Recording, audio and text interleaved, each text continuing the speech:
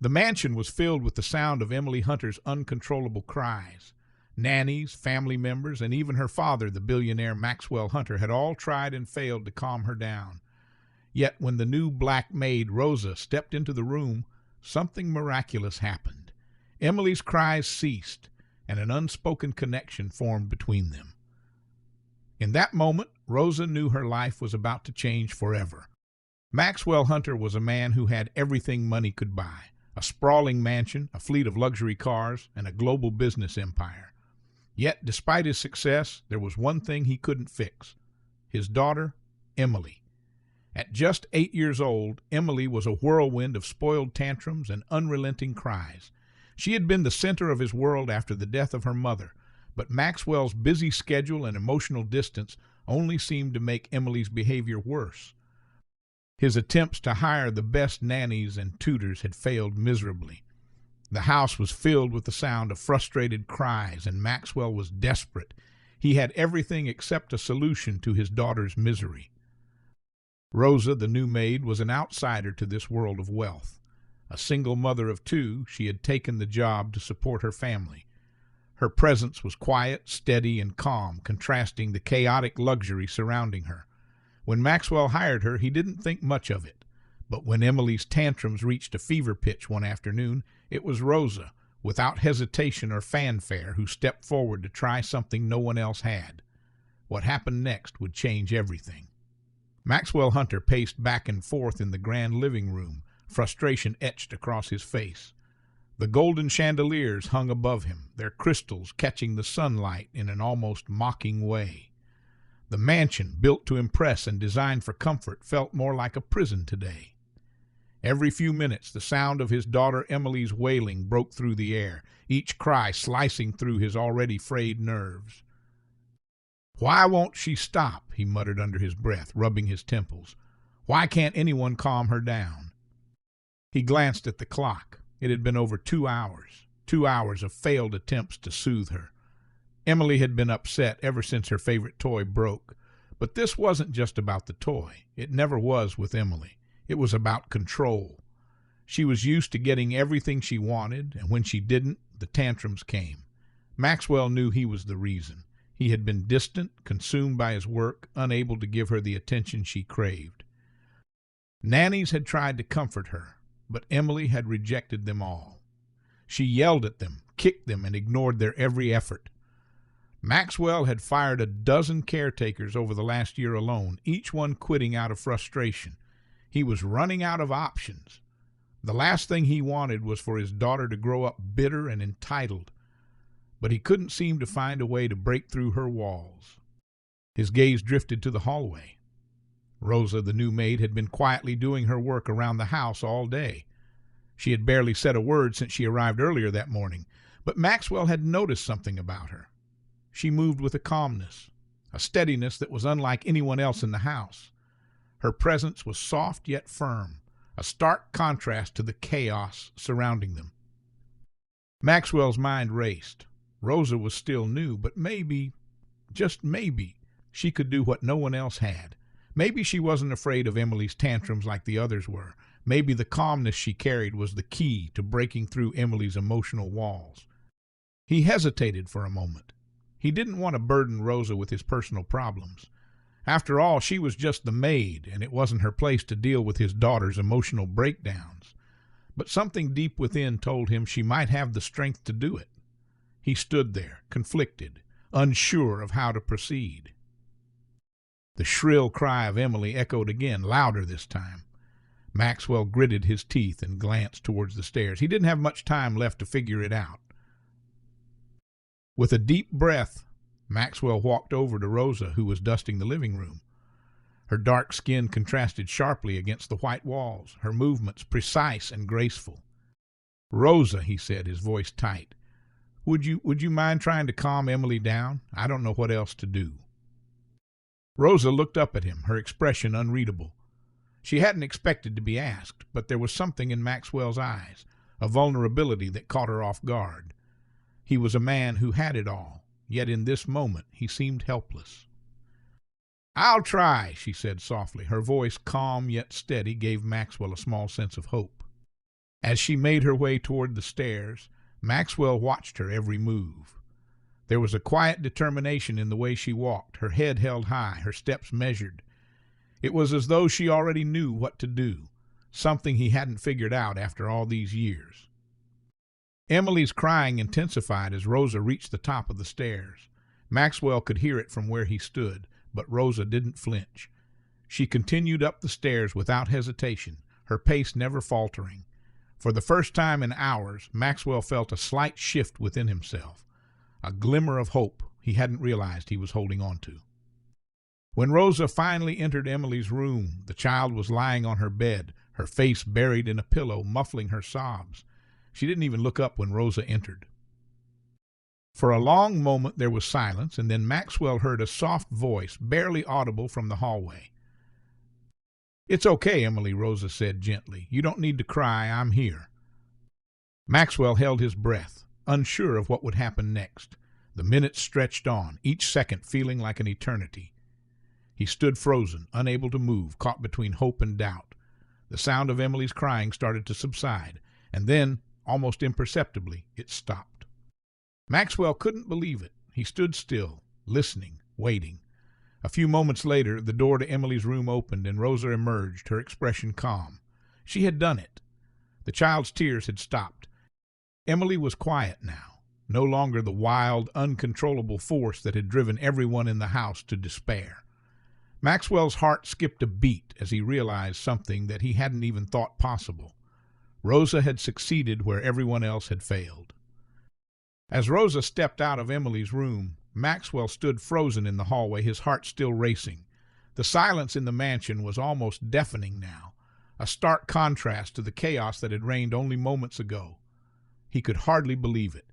His daughter, the one person who had never been able to be calmed, was finally at peace.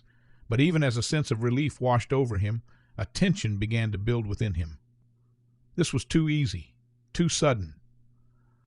Maxwell approached Emily's door cautiously, his thoughts swirling. He needed to understand how Rosa had done it. Was it just a fluke, or was there something about her that made her different from the others? He couldn't shake the feeling that something had changed. He watched as Rosa, with her quiet confidence, returned to her work without a hint of arrogance or triumph. She was just calm. He couldn't deny it anymore. There was something special about her. But there was more to this than he could easily admit. He wasn't used to feeling vulnerable, especially not in his own home. Maxwell had always been the one in control, the one who provided for everyone and made decisions with ease. Yet in the face of Emily's emotional turmoil, he had felt helpless. Rosa had come in and solved the problem with a simple touch, a few soothing words, and the calmness of her presence. Maxwell couldn't ignore the nagging feeling in his gut that his life, his family, was somehow being influenced by someone outside his circle, someone who, in his eyes, wasn't even supposed to be involved in the intricacies of his daughter's emotional world. A few days later, Emily's behavior seemed to have shifted in a way that Maxwell couldn't ignore. She became quieter, more reserved, as though a part of her had relaxed since that day Rosa intervened. For the first time in years, Emily was speaking with less demand in her voice.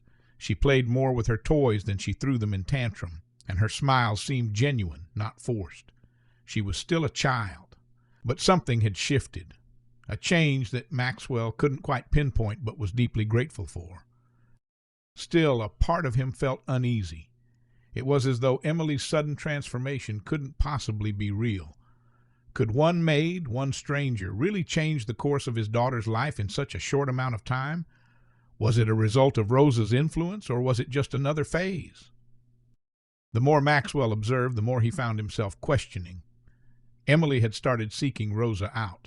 She would ask where Rosa was, if she could sit with her, and even requested that Rosa help her with simple tasks like choosing her clothes or reading a story. It was odd, even unsettling, how quickly Emily had latched on to Rosa. Maxwell noticed, too, that there was something unspoken between the two women. Rosa didn't seem intimidated by Emily's wealth or status, and in turn, Emily seemed to admire Rosa's calm strength. It was a relationship that Maxwell hadn't anticipated, nor did he know how to navigate. The billionaire wasn't sure what to make of this developing bond. The more he saw Emily change, the more he realized how much of a hold Rosa seemed to have on her. Was it just empathy and understanding, or was there something deeper, something even he couldn't see? Maxwell could no longer ignore the fact that Rosa had become an integral part of their household. But was she a catalyst for real change, or was she just filling a void that had always existed between him and Emily? As the tension grew, Maxwell knew he would have to face his growing unease. There was more to this maid than he had initially realized, and it was starting to make him wonder what else she could influence in his life. The tension that had been building over the past few weeks finally reached its breaking point one evening when Maxwell found himself face to face with a reality he wasn't prepared for. It was late, well after dinner, and he was sitting in his study, buried in paperwork. The house was quiet, as it always was after Emily went to bed. He found comfort in the silence, until he heard it. The soft sounds of Emily's laughter drifted up from the hallway, light and untroubled. Maxwell froze, his pen poised above a document. His thoughts suddenly halted. The sound of her laughter was unfamiliar. It was genuine, something he hadn't heard in what felt like years. He stood up, instinctively drawn to the noise. Following the sound, he walked quietly down the hall and stopped outside the living room. Through the crack in the door, he saw Emily sitting on the couch, her head resting on Rosa's shoulder. The two of them were watching a movie on the TV, but it was the way Emily was looking at Rosa that stopped Maxwell in his tracks. The child's expression was one of pure admiration, her eyes sparkling with a trust he hadn't seen in her before. Rosa was smiling, her hand gently resting on Emily's head, her voice calm as she whispered something in the child's ear. Maxwell felt a pang in his chest, something deep, something almost painful. The sight of his daughter, so comfortable, so at ease with someone other than him, stirred something he hadn't expected. He had always believed that his wealth and status were enough to give his daughter everything she needed, but seeing Emily's bond with Rosa, so effortlessly natural and unshakable, struck him with a sharp sense of inadequacy. He hadn't been able to provide that kind of connection. He hadn't been able to make her feel that safe, that understood. His heart raced as he pushed the door open just a crack wider, watching the scene unfold. Emily's laughter bubbled up again, soft and innocent. Rosa was speaking softly, her voice soothing and steady, and it was clear that Emily was hanging on to every word. The way Rosa held her, the way she comforted her, it wasn't just about calming a child. It was about offering something deeper. Maxwell stepped back, his mind reeling. He had always prided himself on being in control, always the one to fix things, to provide. But in that moment, he realized how little control he had over his own daughter's emotional well-being. It was as if Emily had found something in Rosa that Maxwell had never been able to offer, a steady, unwavering presence in a world that often felt too chaotic. The emotional knot in Maxwell's chest tightened. He hadn't been prepared for this wave of jealousy, confusion, and even fear. He had hired Rosa to do a job, to help around the house, to assist in managing the day-to-day tasks, but somewhere along the way, she had woven herself into their lives in a way that Maxwell couldn't have anticipated.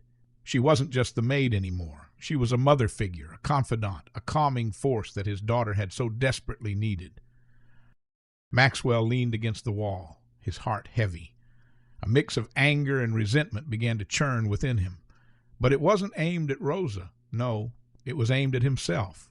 He had been too distant, too consumed by his own ambitions to realize what his daughter needed. Now someone else had stepped in to fill that gap, and he didn't know how to feel about it.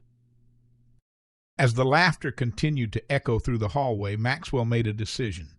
He couldn't ignore it any longer. He needed to confront this new reality. But how? How could he reclaim the bond he had lost with his daughter?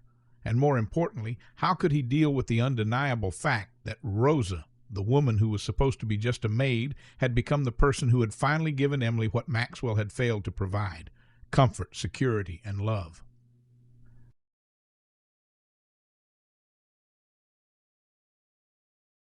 Maxwell sat in his study, his thoughts churning like a storm.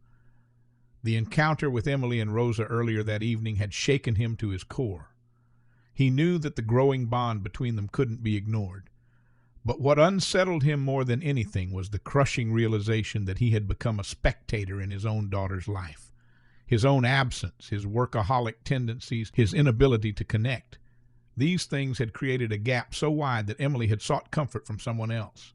And that someone was Rosa, a woman he had hired to clean his house and tend to his personal affairs. Days passed, but the unease within him only grew. He watched as Emily's attachment to Rosa deepened. She would ask for Rosa at breakfast, before bed, and sometimes even during the day. The maid had become a fixture in their home, not just an employee, but a figure of stability in a world that seemed to constantly spin out of control. But Maxwell, for all his wealth and influence, couldn't seem to bridge the gap between himself and his daughter. It wasn't just Emily who had changed. Rosa had too. Her demeanor remained calm and poised, but there was something different about the way she carried herself now. It was as if she had taken on an unspoken authority, a presence that was hard to ignore. She didn't seek Maxwell's approval, didn't cater to his commands the way others in his household did. She was confident, self-assured, and in her own way, indispensable. The respect she had earned from Emily was now mirrored in the way Maxwell regarded her.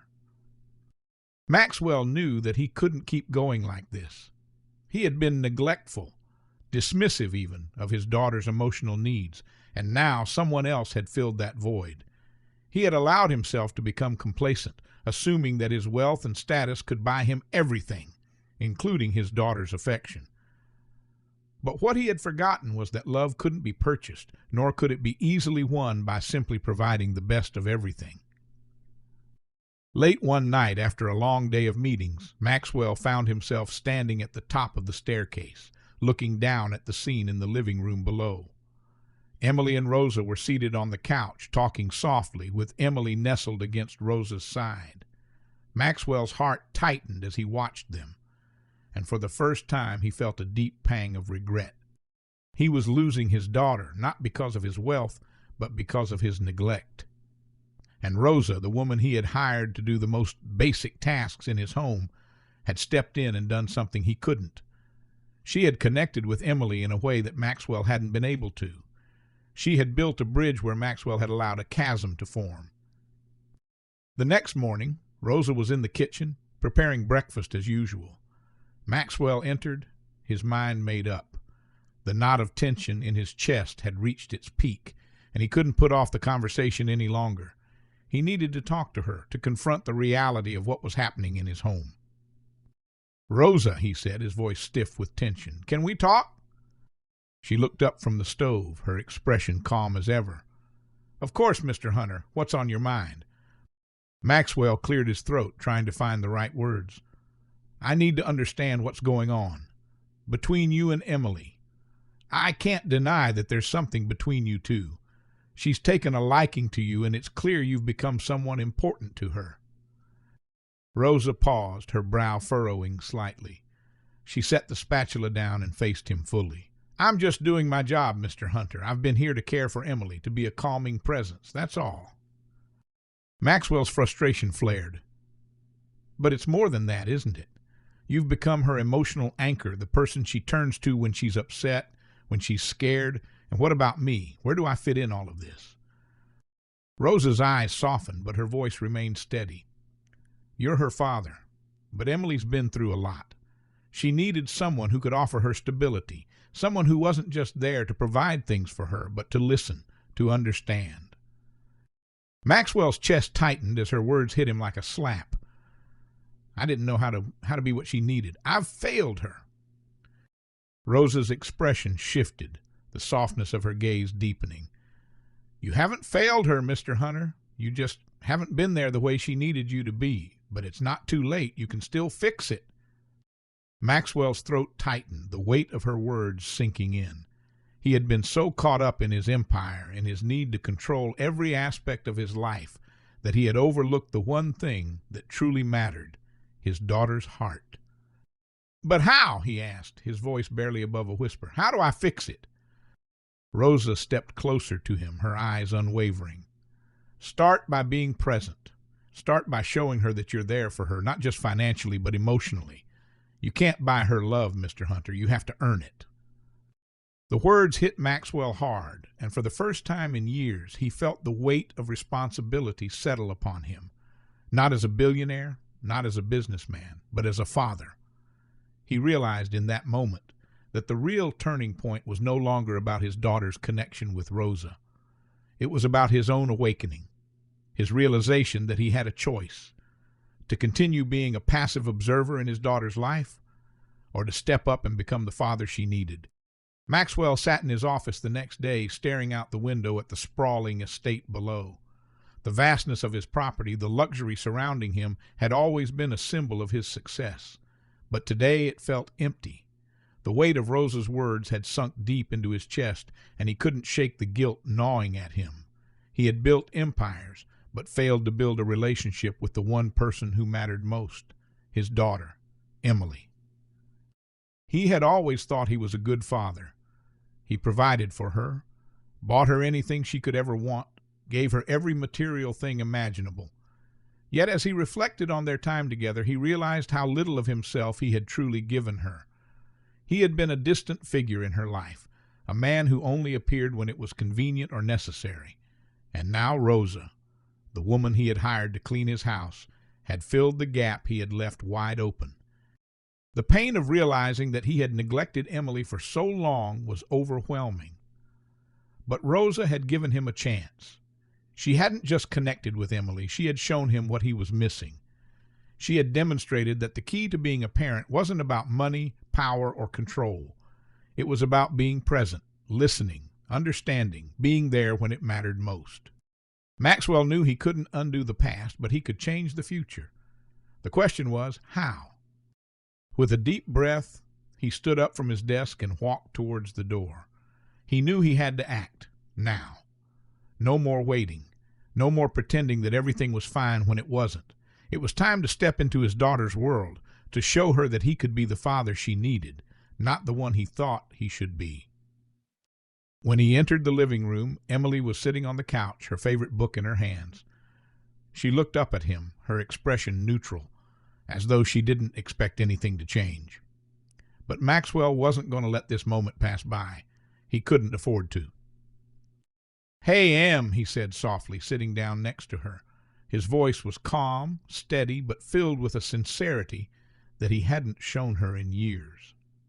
"I've been thinking a lot, actually. I know I haven't been there for you the way I should have been. I've been busy with my work, and I've let that get in the way of being the father you deserve." Emily's eyes widened slightly, as though surprised by his words. She didn't say anything, but he could see the shift in her gaze, something softening, something tentative. "I'm sorry for that," Maxwell continued, his heart pounding in his chest. "I want to make it right. I want to spend more time with you, really be there for you. You don't need to go to anyone else for comfort because I'm here. I'll be here every step of the way." For a long moment, Emily didn't say anything. She simply studied him, her small brow furrowed in thought. Maxwell felt the weight of her silence pressing down on him. He wasn't sure if she was ready to forgive him or if she even believed his words, but he had to keep trying. Then slowly Emily closed her book and placed it on the coffee table.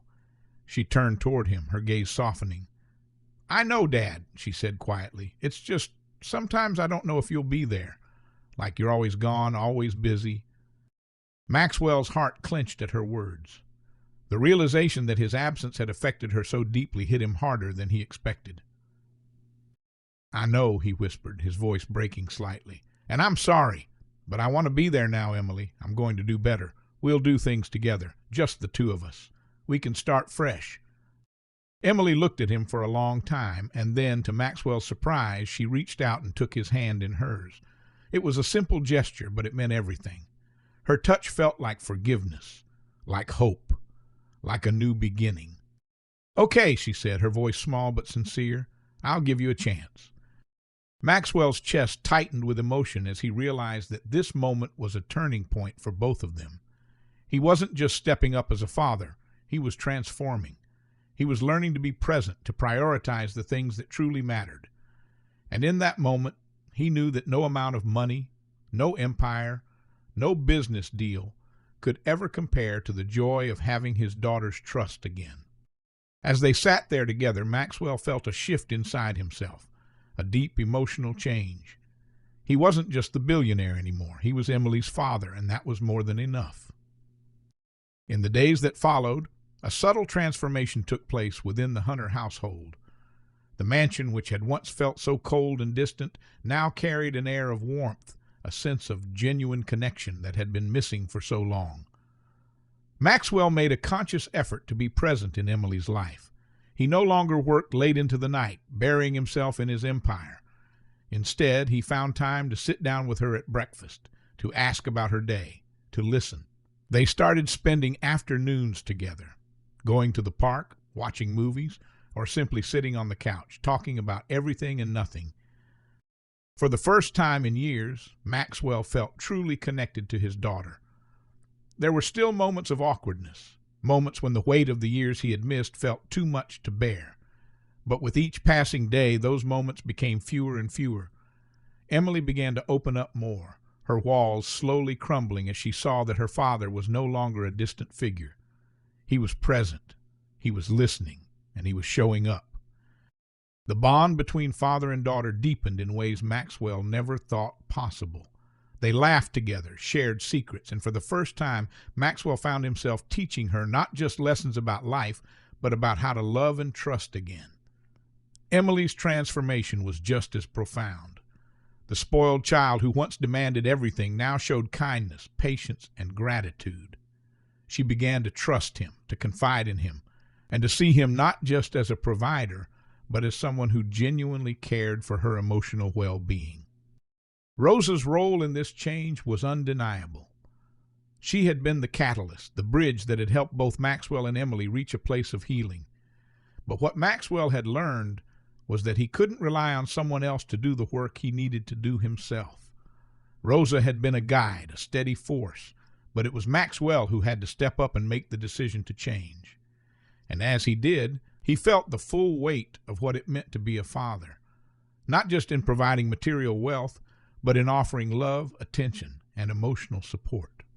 One evening, as Maxwell and Emily sat together on the balcony watching the sunset, he felt a sense of peace that had eluded him for so long. Emily leaned her head against his shoulder, her small hand in his. There was no grand gesture, no overwhelming epiphany, just a simple moment of quiet contentment.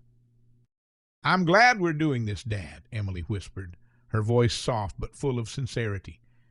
Maxwell squeezed her hand gently, his heart swelling with a love that was both familiar and new. "Me too, sweetheart. Me too." As the sky turned from pink to purple, Maxwell realized that the true wealth in life wasn't found in stock portfolios or luxury cars. It wasn't found in the size of the mansion or the number of zeros in his bank account. The true wealth was in the quiet moments with his daughter, the moments of genuine connection, of love, and of trust. The mansion no longer felt empty, it felt like home. And Maxwell knew with certainty that he would never take that home for granted again.